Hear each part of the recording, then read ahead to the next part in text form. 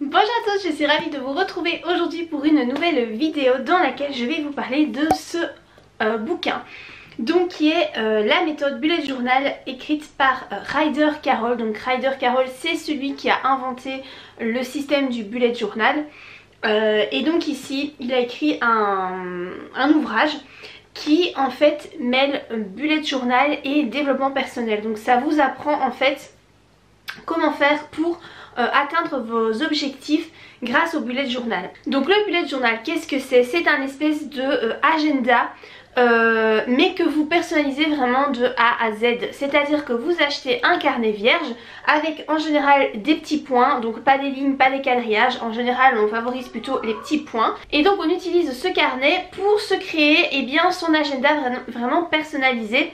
Donc vraiment c'est un outil qui correspond à 100% à nos besoins. Donc c'est pas comme les agendas que vous achetez dans le commerce qui sont déjà pré-remplis, donc vous avez tous les jours notés avec samedi, dimanche, etc. Non, ici c'est vraiment un carnet vierge et c'est à vous de tout faire dans ce carnet là. Donc il y a toute une méthode pour se familiariser avec le Bullet Journal. Il y a des bases à connaître. Et ensuite vous faites un peu votre popote personnelle. Donc dans la première partie de ce livre, il revient sur les principes fondamentaux du Bullet Journal. Il vous explique comment s'en servir, quelles sont vraiment les pages clés qu'on doit insérer, comme le futur log, comme l'index, le weekly, le monthly, etc. Il détaille grosso modo en fait tout ça. Donc c'est à dire que si vous ne connaissez pas le Bullet Journal, que vous débutez, vous pouvez tout à fait acheter cet ouvrage là et vous familiariser avec le Bullet Journal grâce à la première partie de ce livre en fait. C'est très bien expliqué. Moi je vous avoue j'ai tout lu, tout, j'ai complètement tout lu. Mais c'est vrai que du coup la première partie je l'ai plus survolée parce que moi ça fait déjà 2 ans que j'utilise un Bullet Journal. Je suis dans ma 3e année d'utilisation. Donc c'est vrai que je suis hyper familiarisée avec le Bullet Journal. Voilà, je sais de quoi ça parle, je sais comment on s'en sert, etc. Voilà. Malgré tout c'est vraiment la première fois que je lis en fait un ouvrage qui provient de l'inventeur du Bullet Journal. Voilà, moi quand j'ai commencé à utiliser un Bullet Journal, j'ai d'abord regardé sur internet ce qui se disait, j'ai essayé de voir un petit peu ce qui se faisait, mais c'est vrai que en fait à la base j'aurais peut-être dû directement aller voir ce que son créateur tout simplement disait à propos de sa création. C'est ce que j'ai pas fait. Ici voilà, j'ai vraiment compris où il voulait en venir. J'ai compris aussi qui était Ryder Carroll, pourquoi il avait eu l'idée de créer ça. Et j'ai été très surprise d'apprendre qu'en fait c'était un enfant avec des troubles 10. Donc c'est-à-dire qu'il était, je sais plus ce qu'il était, peut-être bien dyslexique ou dysorthographique ou enfin bon bref. Il avait des troubles 10 et les enfants qui ont des troubles comme ça, ils ont des problèmes d'attention à l'école et il leur faut vraiment un apprentissage un peu différent des autres enfants. Et donc vu qu'il avait des soucis en fait de concentration, il a fini par créer un outil comme ça qu'il a appelé le Bullet Journal et puis il l'a partagé aux autres personnes, il a fait un site internet, etc. Et c'est devenu un phénomène mondial. Plein de gens ont adopté sa méthode. Et donc voilà, je ne savais pas qui était Ryder Carroll, du coup je l'ai appris grâce à cet ouvrage. Donc voilà, cette première partie vous permet vraiment de vous familiariser avec la méthode si vous ne la connaissez pas. C'est vraiment pas compliqué en fait, c'est pas du tout difficile. C'est vraiment genre les 3 premiers mois où on galère peut-être un peu parce qu'il faut le temps de comprendre comment ça fonctionne, à quoi ça sert, etc. De se faire sa propre popote. Et puis après ça va tout seul. Ensuite dans la suite du bouquin en fait il vous donne des trucs pour donc comment faire pour atteindre vos objectifs de vie. Donc quels sont les objectifs que vous voulez atteindre dans votre vie. Il vous apprend à détecter en fait ce qui est important pour vous, quels sont les objectifs qui sont importants, quelles sont les tâches sur lesquelles vous devez vous concentrer. Vraiment je trouve que ça rejoint très fort le livre que j'avais lu juste avant sur le développement personnel qui est Wake Up Je vous laisserai le lien de ce livre aussi en barre d'infos parce que j'ai vraiment adoré cet ouvrage là. Et je trouve qu'en fait ce que ces deux auteurs différents se disent dans leurs ouvrages, je trouve que ça se rejoint très très fort. Le fait de trouver vraiment quels sont nos objectifs, les noter, et puis lui ce qu'il fait en fait c'est qu'il vous donne des trucs pour réussir à atteindre ces objectifs grâce à votre bullet journal, c'est-à-dire planifier des tâches, découper si vous voulez votre gros objectif en plusieurs petites tâches qui vont vous permettre finalement d'atteindre votre objectif.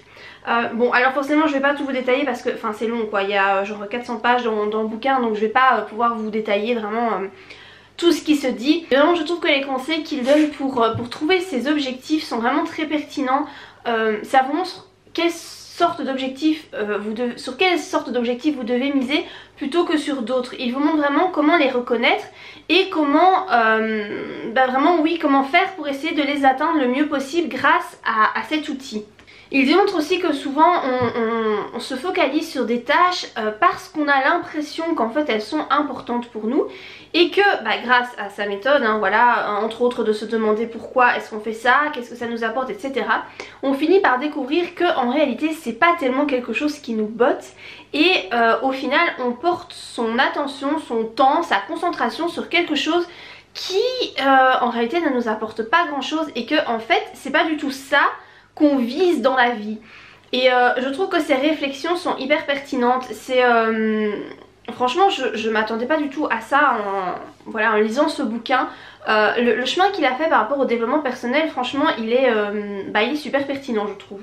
Il revient aussi à un certain moment sur le design qu'on veut donner à notre bullet journal parce que si vous regardez un petit peu sur internet, sur Instagram, si vous tapez hashtag bullet journal ou bujo, on voit vraiment qu'il y a des gens qui passent, je pense, des heures à décorer leur bullet journal. Alors je le fais aussi, je décore aussi mon bullet journal, parfois je fais des dessins, etc. J'aime assez bien le décorer. Mais il y a vraiment des gens qui passent un temps incroyable à décorer leur bullet journal. Alors lui, il ne dit pas que c'est une mauvaise chose, mais il ne dit pas non plus que c'est une bonne chose. Le truc, c'est que il dit qu'il ne faut pas perdre de vue l'objectif premier du bullet journal, qui est vraiment de nous faire avancer dans nos tâches et avancer dans nos objectifs. Son but il est là. Après forcément il dit que si le décorer, le dessiner, etc. Ça vous apporte quelque chose de positif, ça vous donne envie de vous plonger dans vos objectifs et de les atteindre, c'est une bonne chose. Mais si c'est une façon pour vous de vous détourner de vos objectifs, là il dit que attention, ça veut dire que vous avez détourné le bullet journal d'une mauvaise façon. Donc décorer ok, mais il faut savoir pourquoi on le fait. Donc voilà, il donne plein de petits trucs comme ça dans cet ouvrage. Franchement je trouve que si on s'intéresse au bullet journal, qu'on se lance, qu'on soit novice ou pas, je pense que c'est le genre d'ouvrage qu'il faut quand même au moins une fois lire parce que ça permet quand même de savoir exactement ce que son inventeur voulait miser, enfin sur quoi il misait. Alors moi je me dis quand même, c'est une méthode que j'ai adoptée, voilà, ça fait 2 ans, plus que 2 ans. Et en fait je me suis même pas demandé à un certain moment mais qu'est-ce que le créateur voulait faire passer comme message. Ouais, tu vois un peu tout et n'importe quoi sur internet, tu sais plus ou moins, tu regardes, voilà, il faut faire telle ou telle page, tu vois que tout le monde fait la même donc tu te dis il faut la faire. Voilà, tu comprends plus ou moins le truc. Mais en fait je pense que c'est quand même utile quand tu adoptes une méthode de voir en fait qu'est-ce que son créateur voulait faire passer dans cette méthode. Donc je trouve que ce bouquin est hyper intéressant. J'ai noté, enfin d'ailleurs vous le voyez, j'ai plein de petits post-it parce qu'il y a des choses que j'ai trouvé hyper pertinentes en fait à noter. Moi je me servais aussi, enfin je m'en sers toujours de mon bullet journal comme d'un journal. Un journal, ouais, vite fait. C'est à dire que j'aime bien mettre des petits résumés de ma journée dans mon bullet journal. Voilà, moi je m'en sers beaucoup pour ça. Moins pour les tâches mais vraiment comme un journal.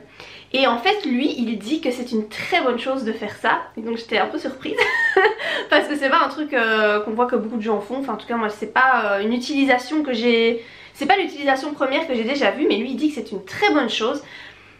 La seule différence c'est que moi en fait je notais des phrases et en fait lui il conseille plutôt de noter les choses sous forme d'événements et de noter les trucs, la journée de façon brève.